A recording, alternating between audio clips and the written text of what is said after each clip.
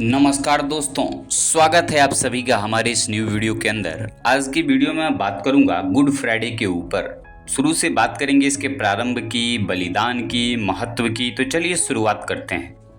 लगभग 2000 वर्ष पहले की बात है। जेरूसलम नामक प्राचीन नगर के बाहरी कालवरी पर्वत पर महामानव भगवान ईसा का निधन हुआ था। यह निधन इतिहास की सबसे महत्वपूर्ण घटना है। ऐसी हृदय द्रावक घटना जब महाप्रभु ईसा ने आत्म बलिदान किया था। यह घटना शुक्रवार को घटित हुई थी। यह घटना इतनी महती थी कि इसकी स्मृति में पुण्य शुक्रवार यानी गुड फ्राइडे का पर्व मनाया जाने लगा।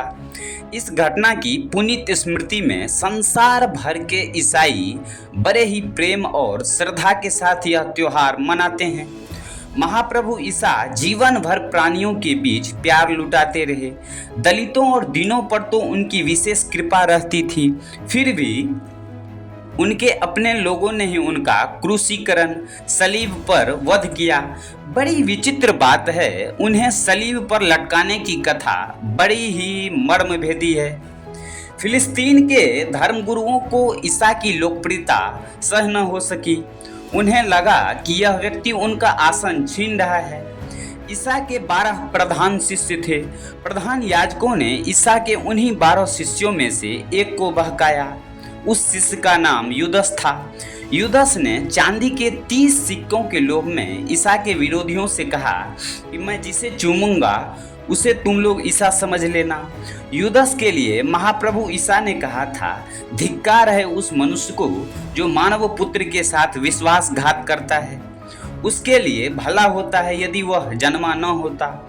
इस तरह पास्का त्योहार के अवसर पर ईसा कलेवा करने के बाद शहर के बाहर जैतून के बाग में प्रार्थना करते समय यहूदियों द्वारा पकड़े गए। उन्हें देशद्रोही बतलाया गया और बंदी बनाया गया। वहां का राज्यपाल पिलातस नहीं चाहता था कि ऐसे धर्मात्मा को प्राणदंड दिया जाए। उसने यहूदियों से कहा कि पास्का त्योहार के अवसर पर हम एक बंदी को मुक्त करेंगे। यदि आप कहें तो मैं ईसा को मुक्त कर दूं। यहूदियों ने इसका विरोध किया और उन्होंने कहा कि ईसा के बदले बराबस को छोड़ दिया जाए। बराबस बड़ा ही कुख्यात डाकू तथा हत्यारा था। ईसा को कांटों का मुकुट पहनाया गया। उन्हें कोरों से क्रूरता पूर्वक पीटा गया। प्यास लगने पर लाठी के एक सिरे पर बर्तन टांगकर उनके ओठों तक पहुंचाया गया। उन पर थूका गया। क्रूस पर हाथों और पांवों में कीलें ठोकी गई। इस तरह संसार के ऐसे महान पुरुष को इतनी घोर यातना दी गई, किंतु उपहासों और पीड़ाओं में भी महाप्रभु मुस्कुराते रहे। उन्होंने किसी को कोई दुर्वचन न कहा, किसी को किसी प्रकार का अभिशाप न दिया। सलीब पर झूलते हुए भी उन्होंने अपने उत्पीड़कों के लिए इतना ही कहा, हे पिता, इन्हें क्षमा कर दीजिए, क्योंकि ये नहीं जानते कि ये क्या कर रहे हैं। उनके भक्त अविरल आंसू बहा रहे थे। वे प्राणघाती पीड़ा से कराह रहे थे, किंतु उनके प्राण पखेरुओं को उनका यह आश्वासन निकलने नहीं देता था कि 3 दिन बाद कब्र से मैं स्वयं जी उठूंगा। महाप्रभु ईसा का यह बलिदान ईसाई धर्म में सबसे गंभीर माना जाता है। इस दिन ईसाइयों के सबसे बड़े गिरजाघर सेंट पीटर्स में से लेकर छोटे छोटे गिरजाघरों तक शोक छाया रहता है। ईसाई पुजारी शोक के रंग वाली पोशाक पहनते हैं। सिपाही हथियार उल्टाकर चलते हैं। महाप्रभु का देहांत दिन के लगभग 3 बजे हुआ था, इसलिए उस समय संसार भर के ईसाई पूजा पाठ करते हैं। ईसा सचमुच मरे थे क्योंकि वे मनुष्य थे, क्योंकि वे पापों से रहित थे, इसलिए ईश्वर थे। ईसाइयों का विश्वास है कि वे परिस्थितियों के चक्रव्यूह में फंसकर नहीं मरे थे। जो स्वयं मरते को जीवन दे सकता था वह भला कैसे मर सकता था। जो स्वयं अपार लोगों को अभयदान दे सकता था उसे कौन भयभीत कर सकता था। उन्होंने मृत्यु का स्वयं वरण किया था। समग्र मानव और मानवता के पापों के प्रायश्चित के लिए उन्होंने अपना प्राणोत्सर्ग किया था। उनका सारा जीवन ही यज्ञ था, हवन था, उत्सर्ग था। ईसा मसीह का जन्म एक विशेष समय फिलिस्तीन के एक विशेष स्थान बेथेलम में हुआ था तथा निधन जेरूसलम में। किंतु वे न तो किसी विशेष समय के व्यक्ति थे न विशेष स्थान के। उन्हें और उनके कार्यों को दिक्काल की परिधि में बांध रखना असंगत होगा।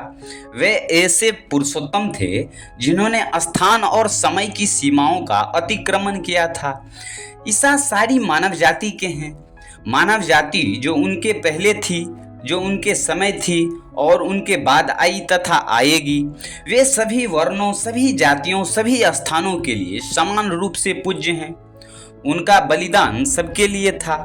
उनका पुनरुत्थान सबके लिए हुआ। उन्होंने मनुष्यों में भेदभाव किया ही नहीं। उन्होंने अपना संदेश सभी को सुनाया। जिन फरीसियों ने उन्हें सूली पर चढ़ाने के लिए ढूंढा, उन्हें भी अपना संदेश सुनाया। जिन यहूदियों ने उन पर अविश्वास किया, उन्हें भी अपना संदेश सुनाया तथा उन असंख्य भक्तों को भी उन्होंने अपना संदेश सुनाया जिनका वे आदर पाते रहे।